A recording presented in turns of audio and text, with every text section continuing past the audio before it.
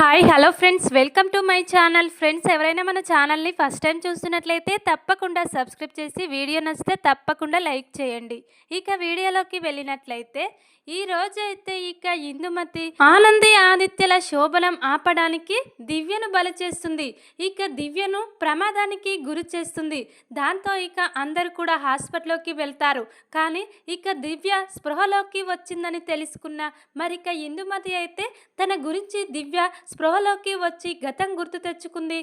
తనకు గతం మొత్తం గుర్తొచ్చిందని నిజం తెలుసుకుని తన గురించి చెప్తుందేమని ముందుగానే భయంతో దివ్యనైతే ఈరోజు చంపడానికి ప్రయత్నిస్తుంది. అది చూసిన ఆదిత్య ఏం చేయబోతున్నాడు, ఇందుమతిని అనేది తెలుసుకోవాలంటే ఈ వీడియోని స్కిప్ చేయకుండా చివరి వరకు చూడండి.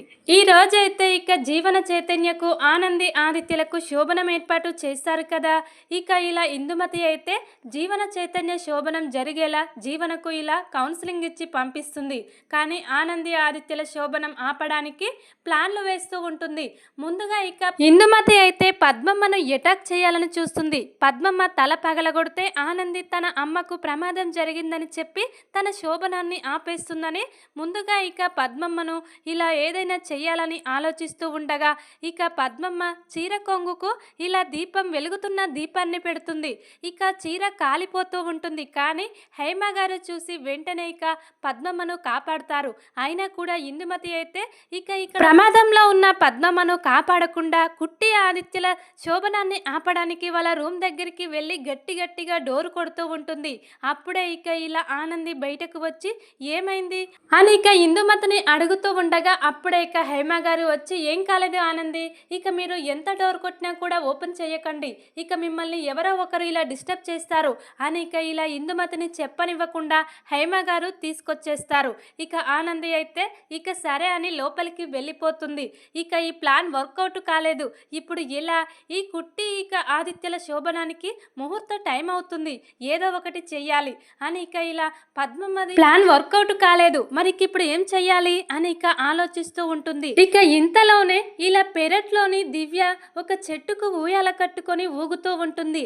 తనను ఎవరు పట్టించుకోవడం లేదని చెప్పి ఇలా బుంగముద్దు పెట్టి అలిగానని చెప్పి ఇలా దూరంగా వచ్చి ఒక్కతే ఊయాల ఊగుతూ ఉంటుంది. దివ్యను చూసిన ఇందుమతి అయితే ఎలాగైనా ఈ మతిలేని పిల్లను ఈ రోజు ఈ ఊయాల నుండి కింద పడేలా చెయ్యాలి. అప్పటికే తనకి గతం గుర్తు రావట్లేదు కదా. ఇప్పుడు ఊయాల నుండి కింద పడితే అది మొత్తం పోతుందా, లేకుంటే గతం గుర్తొస్తుందా, ఏదో ఒకటి జరుగుతుంది. ఈ రోజు దీనికి ప్రమాదం చెయ్యాల్సిందే. ఇదంటే ఆనందికి చాలా ఇష్టం. దీనికి ఇలా జరిగిందని ఆనందితో చెప్తే తన శోభనాన్ని ఆపేసి మరి వెళ్తుంది. దీనికి నెమ్మదిగా కాదు, చాలా పెద్ద ప్రమాదమే చెయ్యాలి. చాలా గట్టిగా ఊయాల ఊగుతున్న దివ్యను ఇంకా గట్టిగా ఇలా ఊపేసి కింద పడేలా చేస్తుంది వెనకత్త నుండి. అప్పుడే దివ్య అయితే వద్దు ఇందమ్మ, నన్ను ఏం చేయొద్దు, నేను కింద పడతాను, అలా ఊపకూడదు అని ఎంత చెప్పినా వినకుండా అలా గట్టిగా ఊపి ఇలా ఊయాల నుండి కింద పడేస్తుంది దివ్యనైతే ఈరోజు ఇందుమతి. అప్పుడే కింద పడగానే తలకు చాలా పెద్ద గాయమై చాలా బ్లడ్ పోతూ ఉంటుంది. అందరూ కూడా గాఢ నిద్రలో ఉంటారు. పద్మమ్మ సింహాద్రి తప్ప వాళ్ళ తన బిడ్డ గురించి ఆలోచిస్తూ దివ్య ఏం చేస్తుందో ఎక్కడుందో అని దివ్య కోసం వెతుకుతూ ఉంటారు. ఇంతలోనే ఊయాల నుండి కింద పడిపోయింది, ఇలా తలకు పెద్ద గాయమైందని చెప్పి ఇందుమతి కేకలు వేస్తూ ఉంటుంది. ఇందుమతి కేకలకైతే ఉన్నవాళ్ళు లేని వాళ్ళు అందరూ కూడా ఇలా నిద్రలో నుండి తేలుకొని దివ్య దగ్గరికి వస్తారు. వచ్చేసరికి దివ్యకైతే చాలా బ్లడ్ పోతూ ఉంటుంది. అలా చూసిన దివ్యనైతే తట్టుకోలేకపోతారు. వెంటనే హాస్పిటల్కి తీసుకెళ్ళాలి అని సింహాద్రి పద్మమ్మ అంబులెన్స్కి కాల్ చేసి దివ్యనైతే హాస్పిటల్లోకి తీసుకెళ్తారు. కానీ ఈ విషయం జీవనకు ఆనందికి చెప్పకూడదు. వాళ్లకు శోభన ముహూర్తం టైం అయింది కాబట్టి ఇలాంటి ప్రమాదం జరిగింది, తన శోభనానికి ముహూర్తం బాగులేదని చెప్పి వాళ్ళు ఫీల్ అవుతారు. కాబట్టి ఈ విషయం ఎట్టి పరిస్థితుల్లో వాళ్లకు తెలియకుండా చేయాలి. వాళ్ళ శోభనం అనుకున్న ముహూర్తానికి జరగాలి, ఎవరు చెప్పొద్దని హేమ గారు అంటూ ఉంటారు. అయినా కూడా ఇందుమతి అయితే ఊరుకోదు కదా. కుట్టి అని గట్టిగా కేకలు వేస్తూ ఉంటుంది. అప్పుడే ఇలా ఆదిత్య అయితే అంటూ ఉంటాడు, ఏంటి ఈ ఇందుమతికి ఏం పని లేదా, ఎప్పుడు కూడా మనల్నే డిస్టర్బ్ చేస్తుంది అని ఇక అంటూ ఉండగా ఇక పెద్దమ్మ గారు తను ఎంత డిస్టర్బ్ చేసినా డోర్ ఓపెన్ చేయొద్దని చెప్పింది అని ఇక ఆనంది అయితే ఇలా ఇందుమతి ఎన్ని కేకలు వేసినా కూడా డోర్ అయితే ఓపెన్ చేయదు. అప్పుడే ఇక ఇందుమతి అయితే ఇలా కాదే, ఇక నీ చెల్లెలకు చాలా పెద్ద ప్రమాదం జరిగింది అని చెప్తే నువ్వు ఖచ్చితంగా ఓపెన్ చేస్తావు అని ఇక ఇలా అంటూ ఉంటుంది. అమ్మ కుట్టి, ఇక మీ చెల్లెలు దివ్యకు చాలా ప్రమాదం జరిగింది, తనను హాస్పిటల్లోకి తీసుకెళ్లారు, ఈ విషయం నీకు చెప్పమని అందరూ చెప్తున్నారు, అందుకే నేను చెప్తున్నాను, ఒక్కసారి డోర్ ఓపెన్ చెయ్యి అని ఇక ఇలా డోర్ ఓపెన్ చేసేదాకా వాళ్ళ డోర్ దగ్గరే ఉండి ఇలా ఇక డోర్ కొడుతూ ఉంటుంది ఇందుమతి అయితే. ఇక తన చెల్లెలకు అలా జరిగిందని ఇక ఇలా వినిపించగానే వెంటనే ఇక ఆనంది అయితే డోర్ ఓపెన్ చేసి ఎక్కడ దివ్యకు ఏం జరిగింది అని ఇక ఇలా అంటూ ఉంటుంది. అప్పుడే ఇక ఇంట్లో వాళ్ళందరూ కూడా ఎందుకు ఇందుమతి వాళ్ళని ఎందుకు డిస్టర్బ్ చేశావు, ఎందుకు ఆనందికి ఆ విషయం చెప్పావు అని ఇక ఇలా ఇందుమతిని తిడుతూ ఉంటారు. అయినా కూడా లే అమ్మా, నా చెల్లెలకు ఏం జరిగింది, నేను వెంటనే నా చెల్లెల్ని చూడాలి అని ఇక పద ఆదిత్య, మనం ఇక దివ్య దగ్గరికి హాస్పిటల్లోకి వెళ్దాం అని ఇక ఇలా కంగారుగా వెళ్తూ ఉంటారు.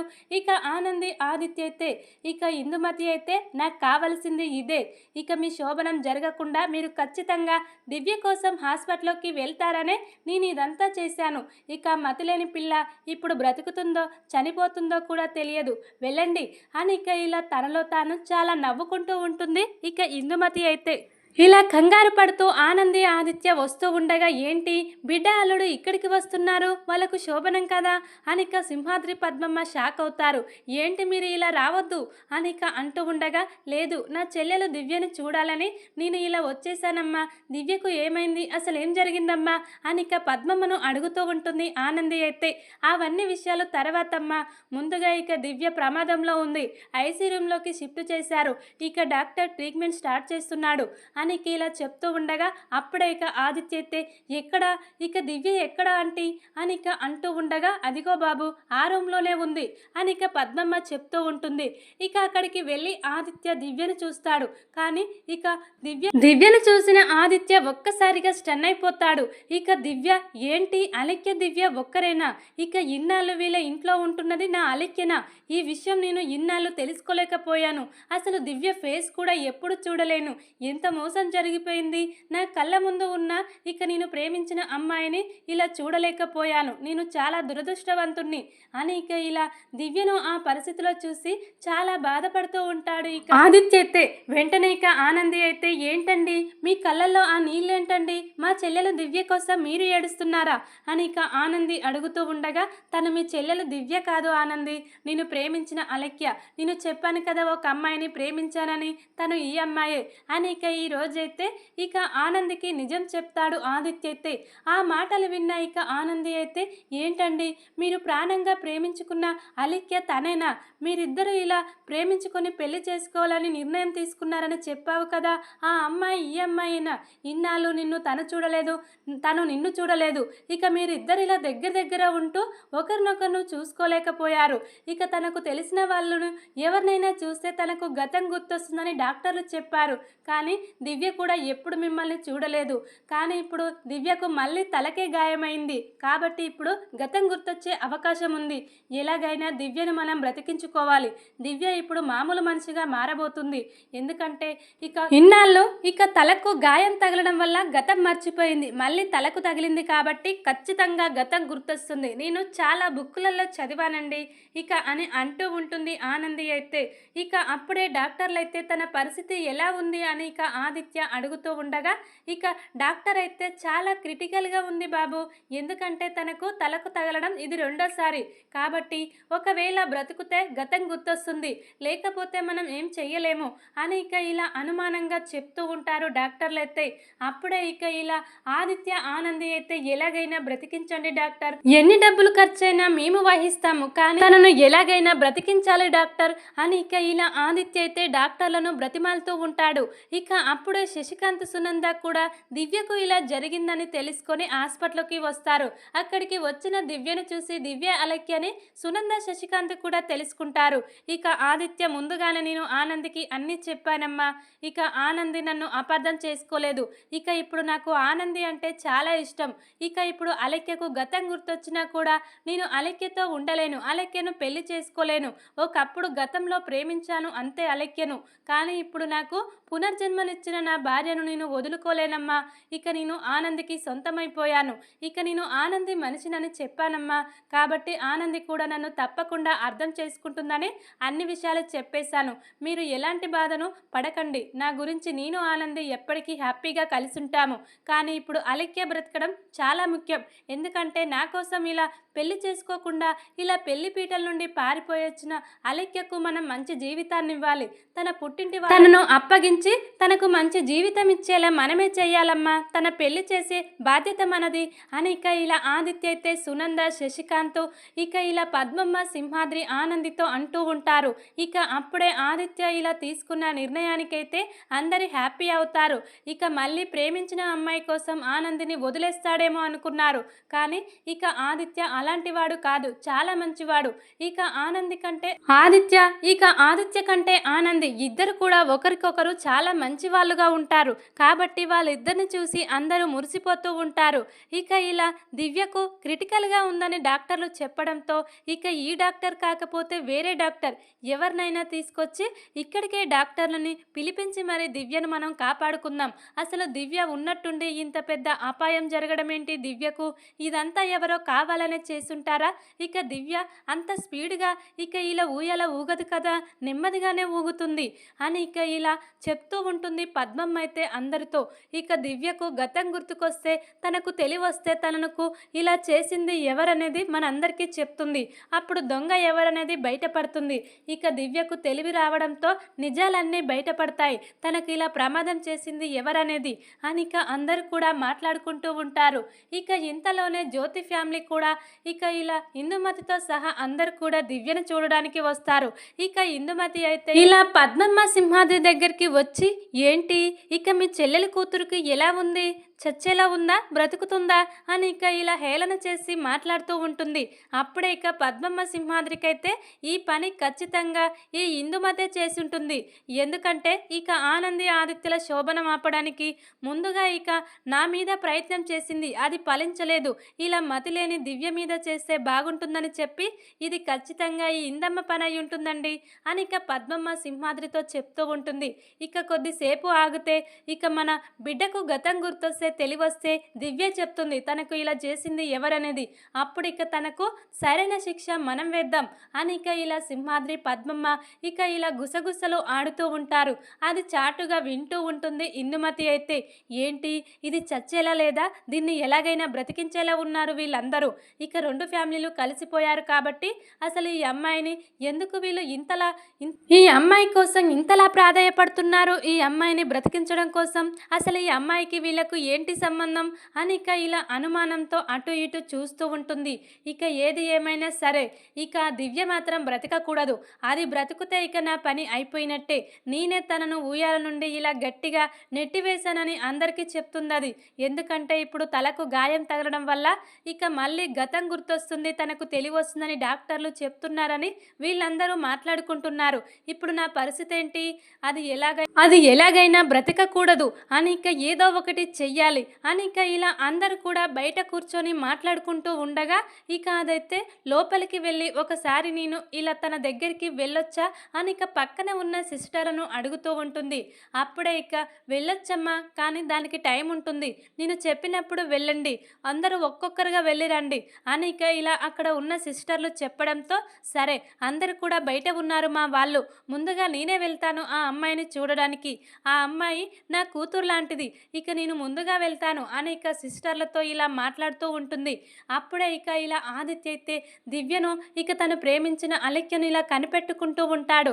ఇక అలెక్యకు ఎప్పుడేం జరుగుతుందో ఏమో, ఎలాగైనా తన ప్రాణాలను కాపాడుకోవాలి, ఇక తనకు న్యాయం జరిగేటట్లు చూడాలి, నా వల్ల తన జీవితం ఇలా కాకూడదు, ఇక నేనే తన జీవితానికి ఏదైనా మంచి మార్గం చూపించాలని చెప్పి ఇక దివ్యనే కనిపెట్టుకుంటూ ఉంటాడు ఆదిత్య అయితే.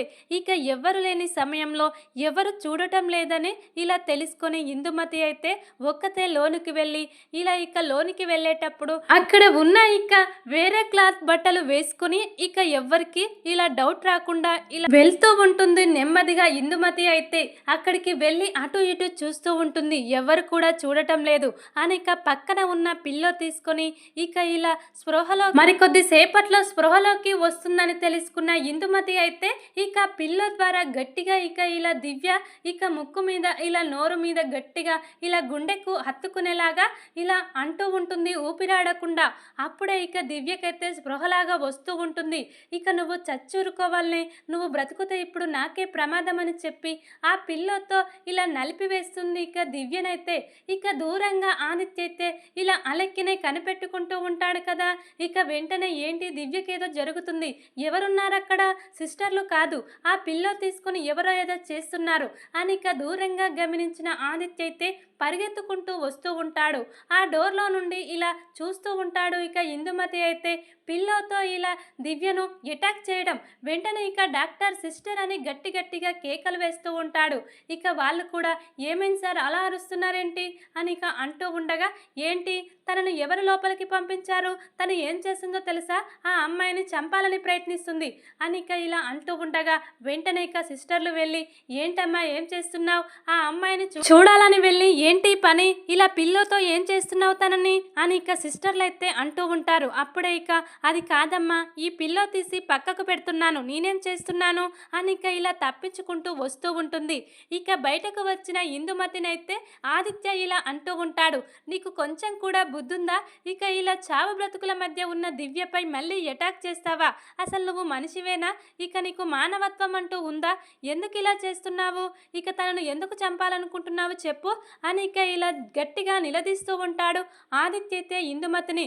అప్పుడే ఇక ఇందుమతి అయితే ఇక నన్ను క్షమించండి అని ఇక ఇలా చేతులెత్తి దండం పెడుతూ, ఇక నేను తప్పు చేశాను, దివ్యకు ఇలా ప్రమాదం జరగడానికి కారణం నేనే, ఇలా దివ్య ఊయలలో ఊగుతూ ఉండగా దివ్యను గట్టిగా నెట్టివేశాను, తన తలకు గాయం తగలడానికి కారణం నేనని చెప్పి ఇప్పుడు ఇక దివ్య బ్రతుకుతే ఆ నిజం మీకు చెప్తుందని ఇప్పుడు దివ్యపై ఇలా అటాక్ చేశాను, నన్ను క్షమించు బాబు అని ఇక ఇలా అసలు నిజం చెప్పి క్షమాపణ అడుగుతూ ఉంటుంది ఇందుమతి అయితే ఆదిత్యను. అప్పుడే ఇక ఆదిత్య అయితే, ఏంటి ఇక నువ్వు మా దివ్యను ఇలా చంపాలని ప్రయత్నించావా, ఇక ఉయ్యాల నుండి ప్రమాదం చేసింది నువ్వేనా, ఎందుకు నువ్వు అలా చేశావు, కారణం ఏంటి అని ఇక గట్టిగా నిలదీస్తూ ఉండగా, ఇక నేను మీ శోభనం ఆపడానికే ఇదంతా చేశాను అని ఇక తను చేసిన తప్పులన్నీ ఒప్పుకుంటూ ఉంటుంది.